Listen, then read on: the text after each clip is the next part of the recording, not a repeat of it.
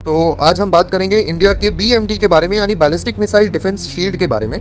हाल ही में इंडिया ने इसी सिस्टम के AD-1 और AD-2 के टेस्ट किए। तो आइए समझते हैं इंडिया के बीएमडी को और आखिर कैसे इन टेस्ट के बाद इंडिया शामिल होता है एलीट ग्रुप ऑफ नेशंस में। सबसे पहले आपको बैलिस्टिक मिसाइल के जनरल फ्लाइट पाथ को समझना पड़ेगा। तो जैसा कि आप इमेज में देख सकते हैं, एक टिपिकल बैलिस्टिक मिसाइल 3 फेजेस में डिवाइड होती है।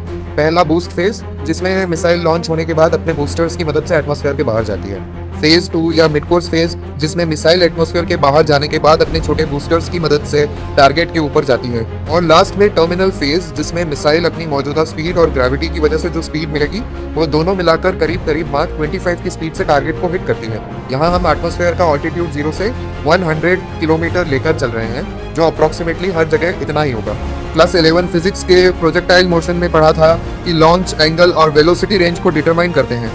बैलिस्टिक मिसाइल्स में भी इसी कॉन्सेप्ट का एडवांस्ड वर्जन यूज होता है, बस यहाँ अर्थ की कर्वेचर, एटमॉस्फेयर और स्पेस फ्लाइट भी रोल प्ले करती हैं। और हाँ, यहाँ एक बात ध्यान रखना, लो अर्थ ऑर्बिट का ऑल्टीट्यूड 250 किलोमीटर से 1300 किलोमीटर तक होता है, आगे काम में आएगा। तो अब बात करेंगे इंडिया के बीएमडी के बारे में। अगर होस्टाइल मिसाइल मिड कोर्स में है या एनिमी सैटेलाइट है और उसका ऑल्टीट्यूड लो अर्थ ऑर्बिट में है, तो इसके लिए इंडिया ने मिशन शक्ति के अंदर डेवलप की है ASAT मिसाइल, जो अभी ऑपरेशनल है।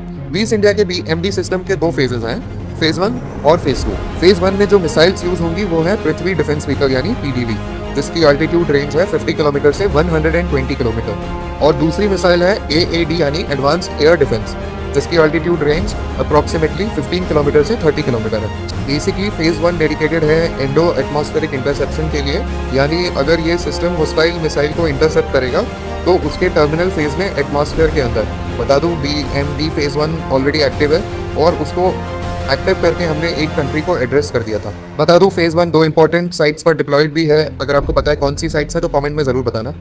अब आता है फेज 2 के ऊपर। तो फेज 2 में भी 2 मिसाइल्स हैं, AD-1 और AD-2। AD-1 की ऑल्टीट्यूड रेंज है 50 किलोमीटर से 150 किलोमीटर और AD-2 की ऑल्टीट्यूड रेंज है 150 किलोमीटर से 250 प्लस किलोमीटर। अगर आप 2 दिन पहले हुए टेस्ट की फोटोज को ध्यान से देखें तो आप देख सकते हैं कि यहाँ पर लिखा है AD-206, यानी ये AD-2 का 6th टेस्ट है।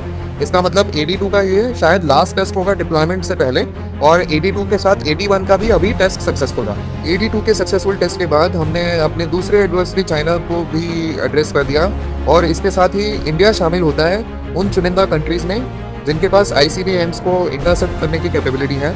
और वो कंट्रीज हैं इंडिया, USA, रशिया, चाइना और इजराइल।